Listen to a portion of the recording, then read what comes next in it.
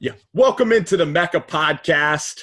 We are here. It's a packed house. Got our friend UCF joining us, Jet Central. Matty Shanks making his debut on the Mecca podcast. Guys, thanks so much for joining. And for all the other YouTubers out there, a lot of guys, we're friends with a lot of guys on YouTube, and we're going to try to expand this show, JC, so that people on YouTube, we can maybe even fit in 6-7 people, be revolving door of podcasters. The Mecca should be a home for YouTubers to get to display their knowledge and have some fun talking football, JC.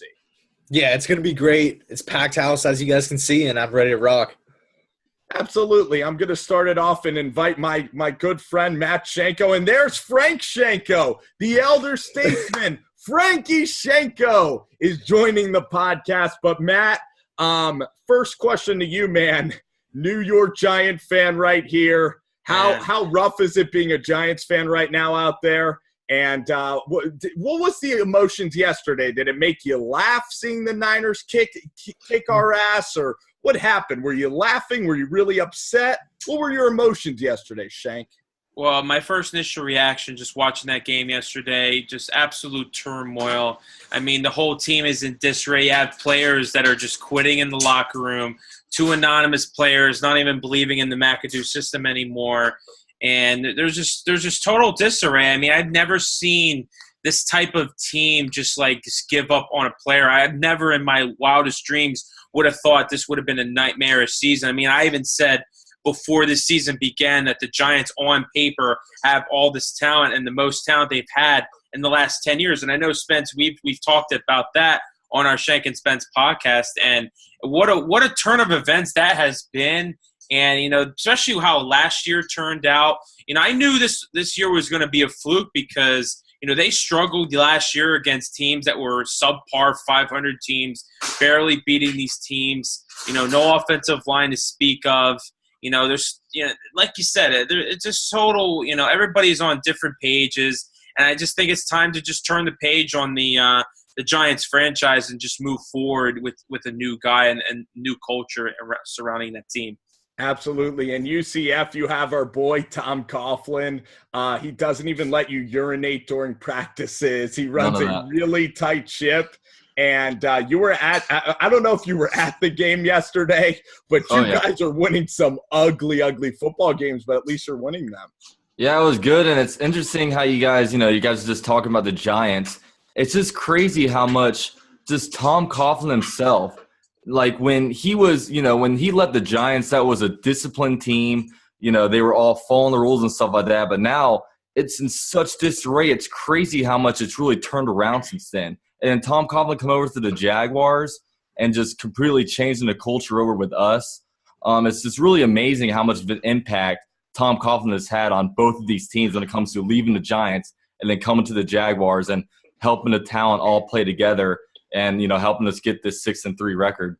UCF, who should we go out and hire? Who do you think the Giants should hire? I couldn't even tell you right now, man. I mean, I haven't. I mean, I'm sitting here. Usually, I'm in the whole book where we're 2-6, 2-7 at this point. And I'm looking at coaching candidates, but I'm over here at 6-3. I don't know what coaches are out there right now. I'm just happy with what Doug Marone's been doing with us. No, you're sitting pretty. And JC, when we look at UCF's division, I mean, for some reason, the Tennessee Titans are 6-3, and it's like I looked at the Miami Hurricanes, JC, and we talked about this a lot. You picked Notre Dame to win because we're like, Miami's shitty. They barely beat these crappy teams, but then suddenly the Miami Hurricanes go out and they actually look legit. So maybe the Titans, even though the Titans aren't playing that well, they're still winning games. Maybe they can turn into a very good team just by psyching themselves out with their record right now. Yeah, the thing that's weird is that it's like the Tennessee Titans, they keep on winning games, but it's so sloppy, As far as the Texans go, I mean, Deshaun Watson's out. I mean, I really don't view the Texans as a threat anymore to make the playoffs. And then the Colts, I mean, they're just in total disarray. I mean, their offensive line is shot. They really don't have any playmakers on defense. I mean, they had Malik Hooker, but he went down with a ACL. So, I mean, it really only leaves Jacksonville and Tennessee for a 2-man race. So, UCF, it's probably pretty good to be a Jaguar fan right now. Oh, yeah. I mean, it's awesome. And I honestly think that with the way the AFC is really shaking up, I think 9-7 wins will get you into the wild card. And, it's going to be a close, we have a week 17 battle against the Titans. So I really think that's going to be, the chance to be able to win the division. But, I mean, you look at what the team, both these teams have really, really easy schedules left. The Jaguars next 3 weeks, they have the Browns, they have the Cardinals, they have the Colts. They still have to play the Houston and stuff like that. And then you look at the Titans, and they basically have the same exact thing, except you kind of flip-flop the Steelers with the Browns. So, with the way the AFC is looking in general, I really think 9-7 will win a wild card for you. And Shenko, I had a question for you, man. Do you think that the AFC is New England, Pittsburgh, Kansas City, and then everybody else, or do you see a surprise team out of the South kind of making a run at these, at the upper echelon of the conference? That's a great question. I think it's a little bit too early to say about the AFC South. I know they have, some formidable success. I know the Jaguars are trying to, pick up some pace, try to get, Blake Bortles some more reps, more Lee, bringing in a guy like Leonard Fournette to really, jumpstart this offense. And, they're starting to have success. I know I like Jalen Ramsey as well. He definitely plays some big-time ball, especially down in Florida. And, it's just unfortunate as well, with the Texans, with the Deshaun Watson injury. I definitely saw it without that injury bearing. I feel like they would have, had a decent shot at winning that AFC South division. But I just feel that, that New England, I think it's just above everybody else still. I mean, Tom Brady, 40 years old, he's still playing at the top of his game. Going to probably play until he's like 45 years old, until my kids come out. But it's funny because New England's always at the top. They're always the dogs, and then it's always Kansas City, the Alex Smiths of the world, and then they have basically the rest. And it's going to be interesting, down the stretch, how injuries have definitely played a significant role in a lot of these teams, down the stretch. I want to throw it back to you, Spence, and how the Thursday night games this year have really made a significant impact. I mean, looking at Richard Sherman, he's out for the rest of the year with a ruptured tendon, and I know it's as going, into the Thanksgiving and you get into December, it's really hard to keep these guys healthy for a full 16-week season. And, we're going to see what happens down the stretch. Your take on that? The old Byron Maxwell's coming back to Seattle, man. Burnt toast. When he was in Philadelphia, he was garbage, man. He's like he's just like a pile of fire just getting burned. And, I look at Richard Sherman, and sure, he's not a likable player. This opens up the rest of the conference, though, having him out. Earl Thomas always seems to be hurt. But I really don't think it's a Thursday night problem. I mean, freaking Deshaun Watson got hurt running against air. I mean, Thursday night football, JC, I'll throw it to you. We had the Oakland Raiders, Kansas City game. There's been some awful Thursday night games. For some reason, whoever set the schedule has a huge hard-on for the Miami Dolphins. Yeah. Which I don't even understand. I know. I was saying in my pick video that it's like, how the hell did the Dolphins have 3 back-to-back primetime games? It was like, first they got stomped by Baltimore. Then they go and they lose to Oakland. Now I got the game on in the background, and Carolina's winning at halftime. So it's like, Lord have mercy, you should get paid to watch that. Yeah, I know. But yeah, going back to what to Matt said, about the injuries, is that it's like, it's just crazy. Like when you look all across the board, whether it's quarterbacks, wide receivers, corners, defensive tackles, star players, role players, everybody's getting hurt. Nobody really knows why. Some injuries are in practice, some are on primetime games. It's just crazy. So, I really don't understand it, but it's something that I guess the NFL, there's really nothing that they can do. But it just seems weird to just point at it and just say it's bad luck. I have a question for the panel. How many people saw the John Fox challenge yesterday? Me. I didn't hear it, but I heard about it. I was at the Jag game yesterday, so I was kind of out of the TV range, but I heard that was pretty bad. What about you, Shenko? No, I've not heard anything from him. So essentially he challenged it so the guy was short of the goal line on the 1 yard line, right? Benny Cunningham, and he was reaching towards the pylon, but he let go of the football. So if Fox didn't challenge it, it's 1st and goal on the 1. He challenges it. to see if it's a touchdown. It ends up being a touchback.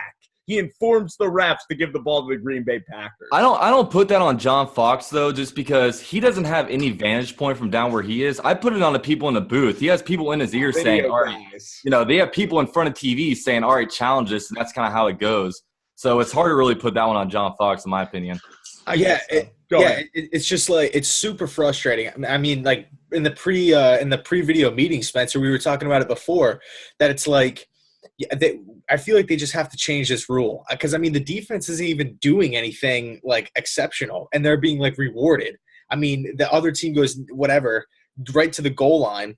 They just so happen to lose the ball out of bounds. It's not like the defense is making a great play. And I agree too.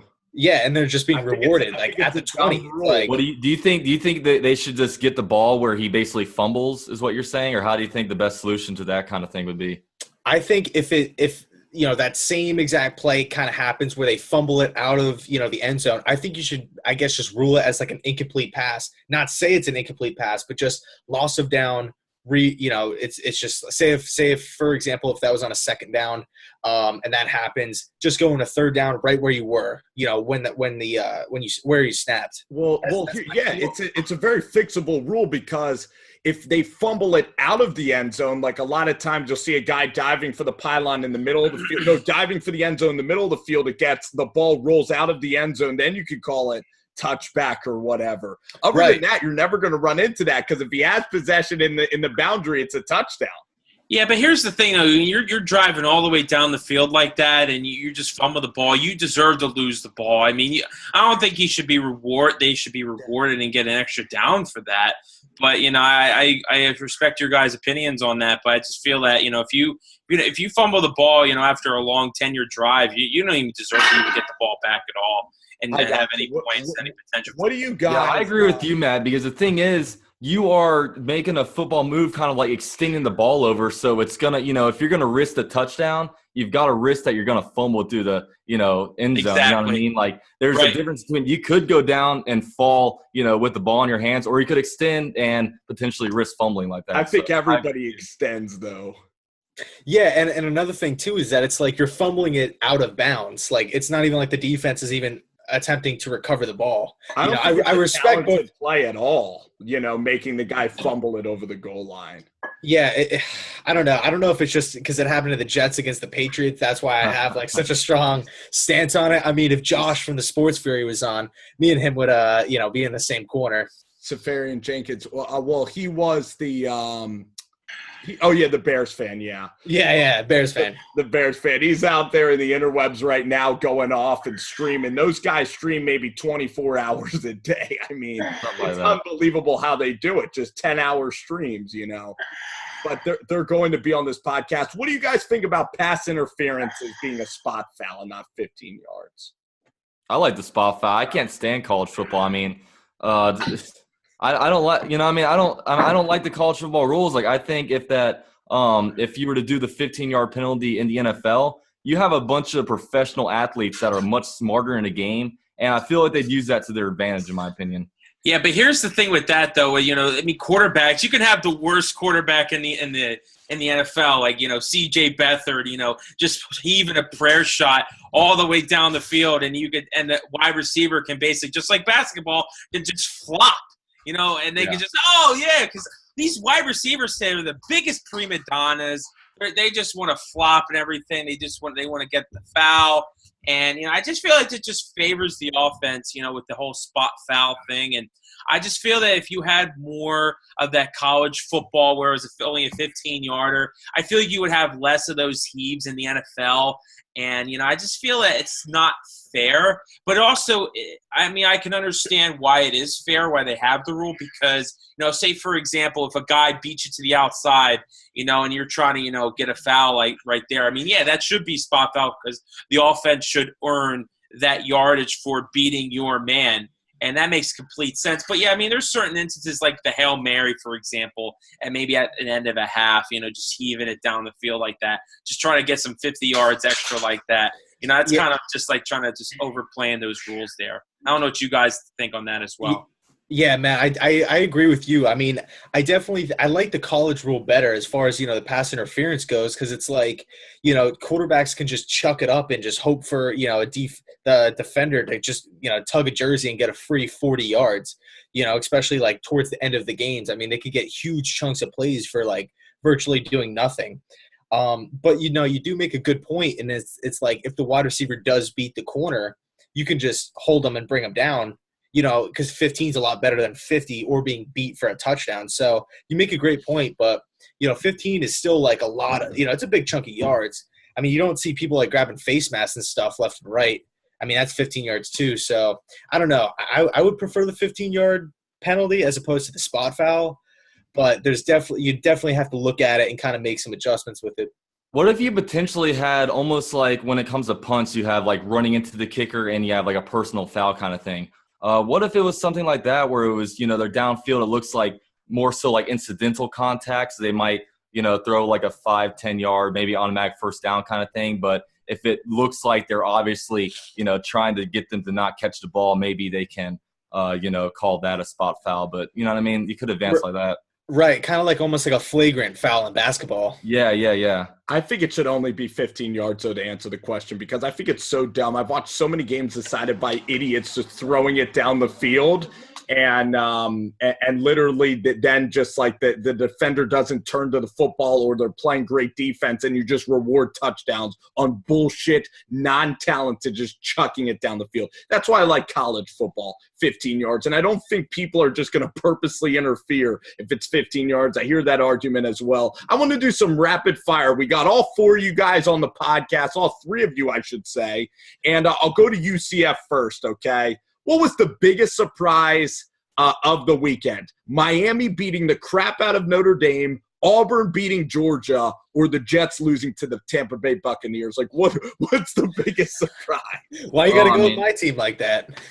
I mean, I'm just trying to come up with a surprise in the NFL. Maybe the Atlanta Falcons. How about that? So what were some of the biggest surprises for you of the football weekend? I mean, I think it has to be Auburn beating Georgia. I mean, Georgia looked like they were on a roll. You know what I mean? I mean, they did enough to basically take away the number one, spot from the, Alabama. But one thing that I saw, I saw their college game day segment, and they're all just a bunch of cocky kids. You know what I mean? They're sitting there like, oh, yeah, we dog pound, we nasty, this kind of stuff. And then, these college kids, they get the high head. They get a bunch of hype from the media that feeds into them. And I think in the NFL that gets to players' heads a lot, and I think it's probably even worse in college football. So just seeing Georgia go into, this game and lose when they really had so much at stake for them, they could have rolled into the SEC championship game undefeated. So that's Juwan, I have another question. Why you think the Georgia guys are cocky? And I actually think they're some of the classiest. I think they're one of the classiest team. Maybe it's because of the Savage chain. Like, I don't know if Davin Bellamy, you watched maybe the Savage belt that they're rocking with. But I looked at Miami, and the turnover chain, it kind of looked cool, but that was cocky also. So you really think that Georgia's cockier than the U right now? I mean, I shouldn't say that, but the U didn't go out there and get their ass whooped. You know what I mean? I'm talking from a stance of Georgia sitting there, talking about the nicknames they have for each dog on their defense. You know what I mean? And then they go out there and they, lay a stinker. They don't just lose; they stink up the joint. So, that's got to be. I think it's definitely Georgia's biggest surprise to me.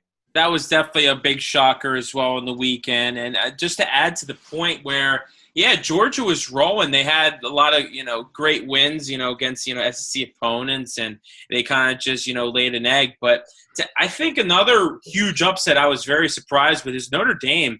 Notre Dame really had, they fooled me. They fooled millions of Americans out there. Like I thought that, they were a for real team. They beat Georgia. I'm sorry, they lost to Georgia early in the year. But after that, they actually played some, they played NC State. They played, some top 25 opponents, consecutively. But I also thought as well, now that I really think about it, Notre Dame was kind of, losing a lot of gas, especially when you play, a really tough schedule like they have. And also, I feel like that hurt them down the stretch, and I feel that's why they're, they got a 2-loss team. But, just kind of add to the point, talking about the 2-loss teams in the SEC right now, I feel like Auburn has a legit chance to really, make the top four. That has two losses on the resume. But so you think Shenko, you think they're beating UGA again in the SEC championship? You think that they're going to beat Alabama? No, I didn't say they're going to, but I think they have a legitimate shot. Not saying they're going to beat UGA again, but I'm just saying that their road to the Final Four. It's tough, but it's definitely it definitely can happen, even with Wisconsin, even winning out with their poor schedule. Yeah. I'd have to agree with both of you guys. I think Auburn beating Georgia in just such a statement win. Like, nobody was like expecting Auburn to let alone win. I mean, they won by over 30 points or something. So I mean, they stomped Georgia. I think the Bulldogs slept on them a little bit. But it's that Auburn Alabama game at the end of the year comes. It's a lot of chips around the table in that matchup.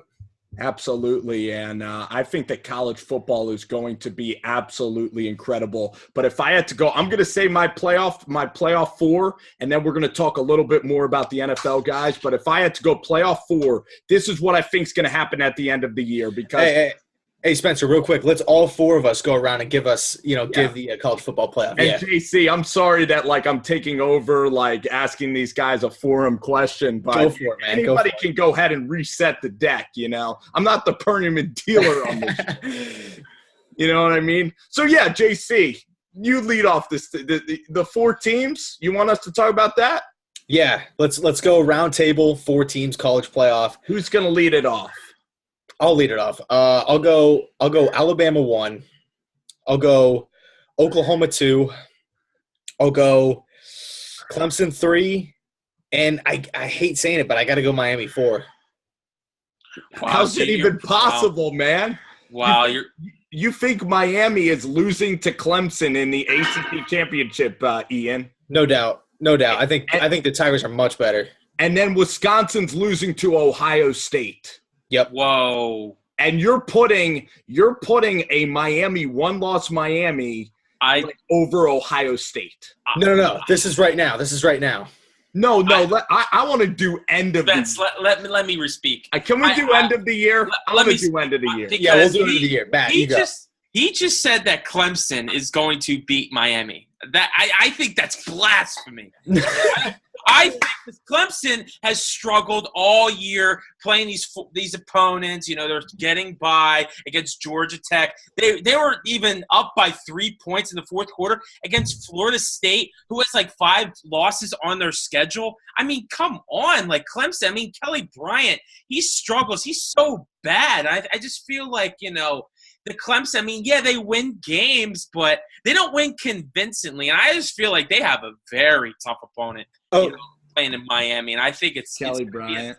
It's definitely going to be a good game, but I just feel that Clemson is in deep trouble come ACC championship game for them to, I just don't think Clemson's for real. I wish they weren't in the Final Four because I feel like there's teams outside of the Final Four that are much better than Clemson. I mean, you can have Oklahoma in there. You can obviously Alabama is one. I totally agree with you on that. I think you can easily move Oklahoma up to 2, and then, maybe 3 would be I'm having a brain. Hey, Matt, you got some sharks on your doorstep. But to dig into you a little bit. But it is what it is, man. Because I let him. He could dig all. Yeah. Let JC kind of interrogate you a little bit. Go ahead. Open the panel up. So you say that Clemson, they haven't had any really convincing wins, other than the Notre Dame game. Has Miami? Yeah, I mean, it's tough to say because, Miami has really come on hot as of late. I know it's a long year, and I know Clemson has played some really good opponents this year as well, with their schedule being, they have a very tough their schedule's very tough this year. And for them to lose all of their players on their offense and defense, they lost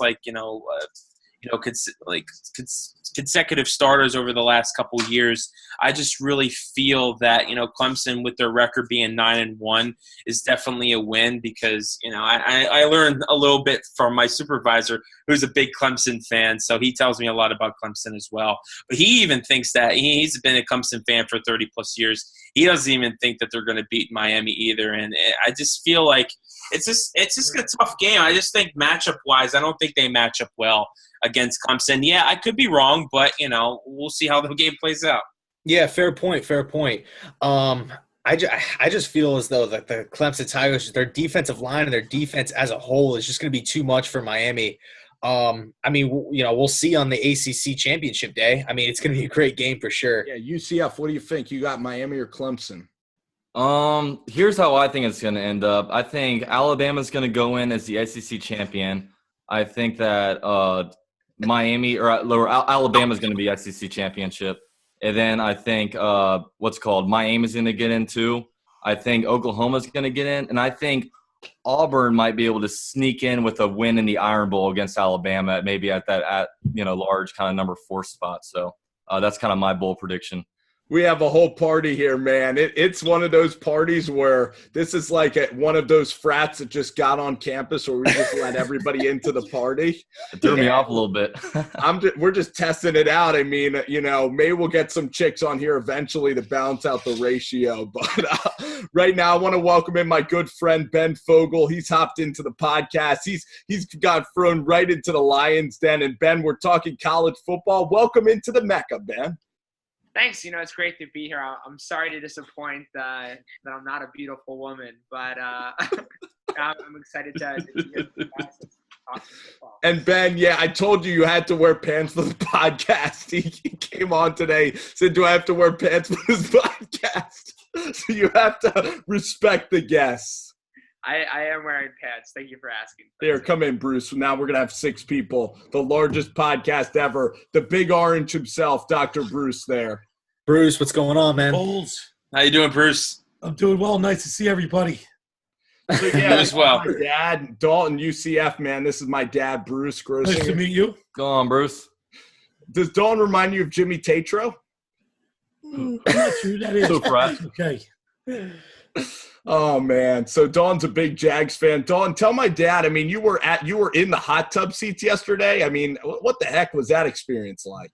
Yeah, I showed up and I meet up with my friend, and my friend was already in the game. He said, "Hey, here's this guy's number. Call him up and basically ask him for the tickets." So I'm like, okay. So I call this dude. I meet up at a random spot. I get the tickets and I see them, and it says like Cabana Spa tickets. I'm like, okay, does this mean I'm going to get into pool access? So I go up there, and I'm literally at the start of the game. I'm at kickoff. I'm sitting there in a pool watching a Jaguar game. I didn't bring a bathing suit. I'm literally in my polo shorts, and it was unreal. I had a great time. But how are the girls there? That's what we all want to know about. What's that? The girls at the hot tub. Oh, there were some girls there. I'd always wondered. Time machine? Oh yeah, something like that. But I'd always wondered because I always see them up on a jumbotron. I'm like, why are there always so many hot girls in there? And then I go I was talking to them, and they're like, oh, we're here with a modeling agency. I'm like, oh, okay. That explains a lot. Sashi Khan is throwing in money into that hot tub probably, Yeah, they get these girls like, here, you guys are hot. Get in the pools and make us look good. Hey, Ben, could you imagine that at an Eagles game at Lincoln Financial Field? What do you think? Is this guy soft for watching a game in a hot tub, you being an Eagle guy? Well, 2 years ago, I would say if we had models in hot tubs, it would be the most exciting thing happening at an Eagles game. But right now, I think, as I say, my attention's on the field. And, there are some beautiful women, but sitting where we are on top of the usually wearing like 10 layers of wool, but let's not get hung up on details. I feel like MetLife Stadium could use some of that as well. How porous their teams have been, especially the past couple. They seriously. That's what they need. I kind of like being traditional though, and not involving the cheerleaders. No, they do. Football. They need cheerleaders. You know what I'm saying, Shenko? Like the Jets are. We'll leave the cheerleaders for the New York Jets for our little brother in MetLife. Let them have all the fireworks and the cheerleaders. I respect that there. So JC, man, you're a Jets guy, and you're here now with all of these NFL fans, and we're going to eventually just continue this forum. It's a lot of fun. Gives me a reason to socialize on a Monday night with y'all. So I really. Oh, you just using us? Oh, that's nice. Yeah, I'm just using you guys and my dad. No, I'm kidding. But JC, can you talk a little bit about the Jets-Bucks game? And I'm sorry to have to bring it up, but I think we have to here on the Mecca. Nah, it's all good. Easily the worst loss of the season. I mean, the offense was just a train wreck right from the first snap. McCown wasn't looking good. The offensive line just looked atrocious. Play calling was just absolutely horrible. It was like a high school or a college offense. Just embarrassing on all offensive cylinders. I thought the defense looked okay, considering that the Jets just kept going 3 and out and kept turning the ball over. So considering that the defense is young and that they were on the field for like literally more than half of the game, like they were on the field for more than 30 minutes, which is like unacceptable. I mean, it's just unbelievable, like how hard the Jets defense played, and yet the Jets offense just couldn't help them out. And so we lost the game 15-10, but the score, it didn't really reflect that. I mean, our only touchdown was in garbage time, just chucking it up to Robbie Anderson. I mean, I'm happy he caught it, but I still view it as just like a straight beatdown. Like Tampa, hats off to them. They really kicked the Jets' ass. Yeah, no doubt. And me and Jet Central here, we're going to talk, a lot more in depth about the New York Jets, about Bryce Petty. JC, it's kind of like we let all these guests into our house, but then, when they'll disperse, we'll get into, some real serious business about the New York Jets and everything. But Ben, I wanted to ask you a question because this actually relates to people on this podcast. I talked to the people here on the podcast about Terrell Pryor, and you've been trying to deal me Terrell Pryor for a long, long time, and UCF shaking his head because at the beginning of the year, we were very high on Terrell Pryor. And Ben, do you think Terrell Pryor, do you think he's to the point of no return, or what the heck is going on with the guy? I think it's sad Terrell Pryor not getting the usage he was getting in Washington. As someone who had Terrell Pryor, was very high on him in fantasy, and then see him not even be used over the past couple games, it is sad because it is a waste of talent. I did see a report, though, the other day that the Browns had tried to deal for Terrell Pryor, but there was a source that said that the Redskins were unwilling to let him go. Hey, Ben. Yeah. If they made that deal, guess what would happen? It wouldn't happen because they would just forget get any points in the Browns. No, he wouldn't fill in the paperwork. Exactly.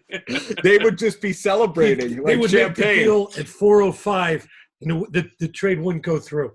Yeah, he would just be like, using the fax machine. And I actually think the guys from draft day, if Kevin Costner and that nerdy intern were running the team, I think they'd do a better job than the actual Browns. I'd let Jennifer Gardner run just about anything. Oh, geez. What did you guys think of draft day while we have you all here? Never saw it. The movie draft day? I liked it. I was great. I thought it was a little unrealistic. I haven't seen it in a while, but it was kind of cool just seeing like the different NFL teams, and of course they had to throw their little shade at Jacksonville, taking advantage of them in a trade. But I thought it was a pretty interesting movie. The guy was based on the real Blaine Gabbert. What I wanted to go around, since we all have you guys, I want you guys to give your top 4 in the AFC and the NFC, and we're going to do a quick round table here. So, Ben, let's start off with you and then go up to Shenko. Let's give the final 4 maybe in the AFC and the NFC right now as they shape out. Well, what do you mean final 4, Spencer? You're having trouble with the question, man? I should maybe cut you out of this podcast, man. Not only hostility. And the Masters questions. No, the final 4, the AFC Championship and the NFC Championship, and then the Super Bowl right now as it stands. I don't like making predictions about my Eagles, but I think without a doubt the Philadelphia Eagles sitting on top of the NFC. I'd have to say Eagles-Vikings. Eagles-Vikings in the NFC Championship game, and then seeing the Eagles taking it from the Vikings. With Case Keenum, Ben? With with Case Keenum. I mean, it would be exciting to see Bridgewater take the field, but Case Keenum looked good on Sunday, and as much credit as the defense deserves, Case Keenum deserves credit as well for at least his performance over the past 2 games. So that's where I sit on the top of the NFC. As for the AFC, I got to go with New England and Pittsburgh. I actually think Pittsburgh has a shot to beat New England in the AFC Championship and give a good playoff run. But I'd have to say New England. I got a question. Ben, what team, as an Eagles fan, what team would you like to see the Eagles play? What team are you not afraid of in the NFC? Is it the Rams? Is it the Saints? Like, which team would you beat at home pretty handily in the playoffs? Now, as an Eagles fan, I'd like to see the Cowboys just so we can kick the Cowboys' ass. But I think the Eagles are comfortable with playing the Rams. The Rams don't really have that experience. I think the Eagles defense could handle Jared Goff. That would be nice to shut him up. And I do have flashbacks from, I don't know if that was, sorry, 1 second. If that was from 2005, 2006, when the Saints beat the Eagles in that was the game where Sheldon Brown hit Reggie Bush. No, where Sheldon Brown hit Reggie Bush and just almost knocked him out. Bruce, you were actually at that game. That was 2008 with Jeff Garcia. Remember that? In the game at New Orleans? Saints-Eagles. Yep. I can tell you one thing. That's the loudest stadium I've ever attended. My ears were hurting me. And I can't see beating the Saints at the Superdome. So, Bruce, you think that the Saints then are going to get to the NFC Championship with the way they're playing right now? So my pick, I believe, as you do, Ben, without jinxing the team, I will be attending the Cowboys-Eagles game. I'll have to tell you, flying up and back. So I am picking the Eagles hosting the NFC Championship at Lincoln Financial Field against the New Orleans Saints. And, yes, the Rams don't scare me. The Seahawks – with Russell Wilson scare me anywhere. And I'm looking at the Patriots and Kansas City Chiefs in the AFC Championship. Let's head over to Shenko. Shenko, what you got for the 4 teams? Well, it's interesting because, last year I remember everybody was talking about how the Cowboys, they went 13-3. They were the Super Bowl picked, in the NFC last year, and they lost after a great, rookie season out of Dak Prescott. I really see that the Eagles can be easily one and done. I know it's crazy as it sounds. The NFC is so, weak right now. You can make a fair point on that. But I could see the Saints, coming into the Eagles and beating them in the divisional round. I mean, I know the Saints have much more experience than Carson Wentz does. And I feel like maybe it's 1 year away for the Eagles. Maybe I'm right. Maybe I'm wrong. But, I definitely see the Saints as being in the NFC Championship game along with the Rams. I think the Rams have what it takes, especially with Sean McVay, what he's done with that team, done very well, developing Jared Goff. Good thing Jeff Fisher is not the coach there anymore. And obviously the AFC is definitely wide open. I think New England's still right there. They're still the team to beat. And the Kansas City doesn't really scare me. They've been kind of reeling as of late. And I definitely see the Pittsburgh. I mean, Pittsburgh's making a formative move. They obviously struggled yesterday, playing the Colts, who they should have beaten pretty easily. But I definitely see New England and Pittsburgh being the top 2 teams in the AFC right now. And, that's my picks for right now. Sure. JC, you want to fire at this one? Yeah, I'll make this one quick. I'm an AFC guy, so I'll rattle off those teams first. I got the Pittsburgh Steelers and the Kansas City Chiefs in the AFC Championship. Then the NFC, I got the Minnesota Vikings at New Orleans. And then UCF Jag can finish us out. Yeah, I'll start with the NFC. I think the best 4 teams right now are the Vikings, Rams, Saints, and Eagles. But, like Shenko, I think that the Eagles, they start off super hot, but I'm worried that they're going to start tailing off a little bit at the end. They might, it's all about who's hot at the right time. I would have to predict in the NFC Championship game for the Saints to beat the Rams. And when it comes to the AFC, my top 4 teams have to be Steelers, Patriots, Jaguars, and Titans. If I had to go through an AFC Championship game, it's going to be hard for me to put any team in the AFC South in there. So I'm going to put Steelers and the Patriots, and I'm just going to pick the Patriots because that's the easier pick. I think that's so exciting, UCF, that your Jags are in the mix, and I'd love to see a Jags-Titans playoff game. That would just kind of shock my system a little bit.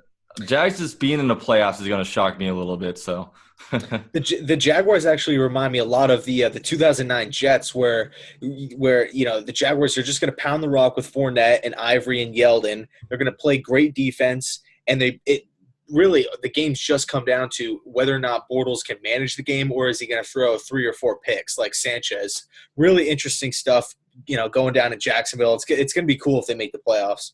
Hey, JC, I was wondering, do you think the Atlanta Falcons can make these playoffs? Because I think they're still a scary team. Yeah, I mean, the NFC is much better than the AFC. I mean, everyone kind of knows that. So it's going to be a lot tougher for the Falcons to make a playoff push. But they definitely have the roster too. I mean, they have a coaching staff that, they know how to win in December, in meaningful games, obviously, because they made the Super Bowl last season. Of course, I definitely think the Falcons have a run in them to make the playoffs.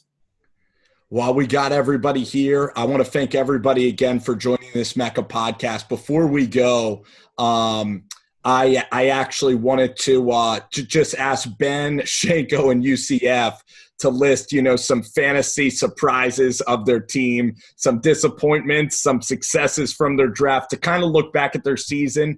And then JC, maybe we'll hang around and talk a little football. But Ben Fogel, I'll let you go first, man. Looking back at your draft, man, just shed some light for us on your season. Well, plenty of fantasy disappointments, starting anywhere from Terrell Pryor and Kelvin Benjamin. Especially the wide receiving core. I also had Lamar Miller and Marshawn Lynch, who were both disappointments. I knew they might have been too high and were overvalued, but they were the best value at the spot I got them in the draft, and they've had disappointing performances.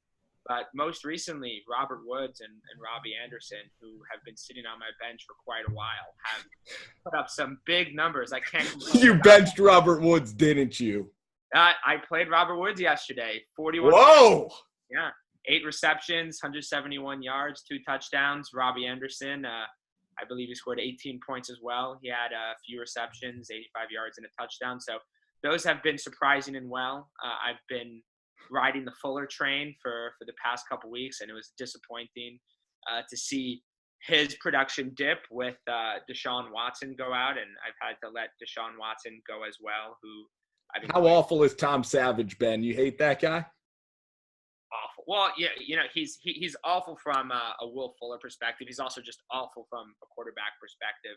But he is helping Lamar Miller get a bit more action. Although Lamar Miller has had fewer carries over the past 2 weeks than he did when Watson was under center. Lamar Miller has been averaging about 5-6 yards a carry. Sure. Let's go to Shenko. Oh, what a year it's been, man. To be quite frank, I haven't checked my fantasy in probably like almost 2 months. Spence, you already know the reason why. On week 2, right? I think, and it's because that the way our settings, our system, how it played out this year, definitely wasn't favorable. Because I remember I had like a defense. I forget what it was. I had like I had like 2 fumbles, 2 interceptions, like 2 touchdowns and the interceptions. And I basically only had 17 points. So after that, I was like, this whole fantasy is not going well, the way it's set up. I feel like I could have had 30 plus points there. But now that I'm looking at it right now, getting caught up. Obviously, I think that when I drafted, I thought Frank Gore was going to be better because they didn't have Andrew Luck at the time. They still don't have him. Backup quarterback coming in, Jacoby Brissett. I thought they would be formidable to have much more of a workload for Frank Gore. I was dead wrong on that. Delaney Walker has been pretty formidable as well for me, but Matt Ryan, I think he's been quite a disappointment this year for me. I don't think he's had enough points, fantasy-wise this year for me. I thought he was going to be much better than average, but I wish he could have performed a little bit better for me. And also Marvin Jones Jr. for Buffalo. I thought he was going to be a sleeper this year. I drafted him, kind of as a sleeper in the later rounds. He hasn't really played so well. I mean, some of these fantasy experts from like NFL.com and ESPN.com are just straight bull crap for all them, predictions that they have. I don't know where they get their predictions at. But that's why they make their money, Shenko. And I don't know. I want to thank you so much for joining me, man. I want to thank Ben Fogel as well. Ben, I'm sorry, man. We're gonna have to jettison some of you guys, but you guys came in here. You guys did a heck of a job, and thanks a lot, Ben, for coming on the podcast, my friend. Thanks for having me, and it was nice talking with you guys. Yeah, thanks a lot, Ben. Nice meeting you, man. You as well, Ben. Let's see if this is the first cast-off of the Mecca. Say goodbye to Ben. Ben! He took himself out. Okay. Ben's out. Phew. Thank gosh, man.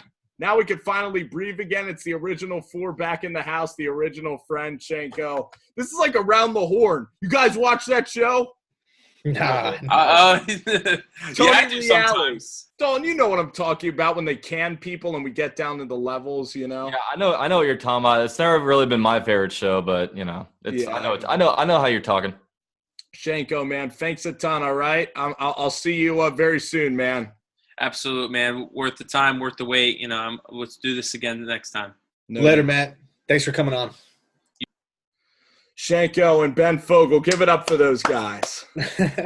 And now it's us. Hey, Dalton and Jet Central. I want to thank you guys for putting up, with some of those guys, my friends. And I know that when we have a crowded lineup like today, it might you might need to be waiting on hold longer. So I want to thank you guys again. Oh, of course, man. No problem. Yeah, dude. It's always fun to have a ton of people on.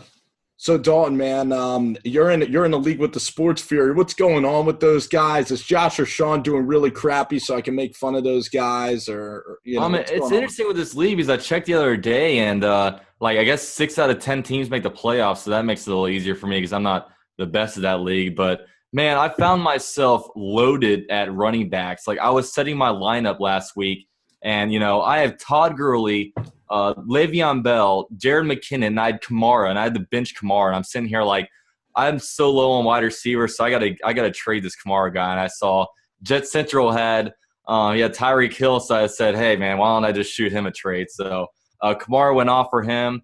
My money league, I'm a little more passionate about my money league since I have $100 on the line, but it's interesting with that league because I got really plagued at running back or at just the wide receiver position because I drafted OBJ first round. He gets injured. I get Allen Robinson. He gets injured. I get Terrell Pryor. I cut his ass. Luckily I drafted really, really deep because I'm the kind of person that I pretty much draft defense and quarterback very last. Usually I shop quarterbacks every week. Like I picked up Jared Goff on waivers this week and he got me 28.5 points. So, that's kind of how I do my game. But some of my great picks, like Zach Ertz, I got him really late. He's been getting double-digit points literally every game. Tyreek Hill's been pretty decent, but McKinnon's been a really great pickup. Just picked up Smith-Schuster. He's been doing really well. But it's been a fun year for fantasy for sure, though, man. No doubt, Dalton. And last words to Jet Central before he goes on with the Sports Fury. For the pick vid. Me? No, Dawn. You got any advice for Jet Central? Sorry, I thought you were talking Jet Central. Yeah, I don't know what was going on. Yeah, if you go on the sports pick'em league, don't talk shit about me. Say only nice things about me. Don't do better than me in my picks. I'm not even sure how well I did, but I know I probably got a bunch of them wrong. But if I don't see you pick a victory with the Jaguars against the Browns, then it's gonna be rough, man. I might not hit you up anymore. Dude, yeah, I don't know what it was. I don't know if it was some evil plan to have me on the pick video when the Jets have their bye week. It's 1 out of 16. Same thing happened to me too, man. It's like they do. I know I feel like they do that on purpose, but I don't know. It is what it is. I'm really pumped up to do it. I think we're gonna film it tomorrow. Yeah. You'll be great, Really Jet good. Central. Hey, Dalton, thanks again, brother. I really appreciate it, man. And JC, now it's the original group. And you know what I'm gonna do, man? We have so much to talk about. I'm gonna have to end this recording right now with all the buddies and things. And just hang on the line 1 sec, all right, my friend? Sounds good. Yeah. Let me. I'll call you on the phone in a sec. Yep.